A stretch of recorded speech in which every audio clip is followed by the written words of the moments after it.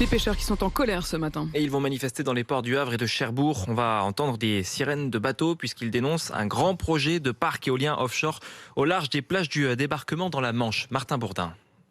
Un drapeau hostile à ce projet éolien flotte au-dessus du chalutier d'Étienne Le Gaillard. Non aux éoliennes qui détruisent la mer. Une banderole bordera aussi son bateau tout à l'heure quand il sera amarré au port de Cherbourg autour d'une soixantaine d'autres. On va droit à la mort. Si le barque se fait, c'est fini pour nous. J'ai 25 ans, j'ai que ce métier-là et je lâcherai rien. Car ces éoliennes doivent être installées dans l'une de leurs zones de pêche favorites au large des côtes de la Manche. C'est une zone, c'est plein de poissons. Pour des petits bateaux comme nous, c'est 50% de notre chiffre d'affaires. S'il y a des éoliennes et des vibrations, tous les alentours, le poisson disparaît. Et les pêcheurs ne sont pas les seuls à se mobiliser. Les membres de l'association Libre Horizon, par exemple, comme Jean-François Collard, seront aussi dans la rue aujourd'hui.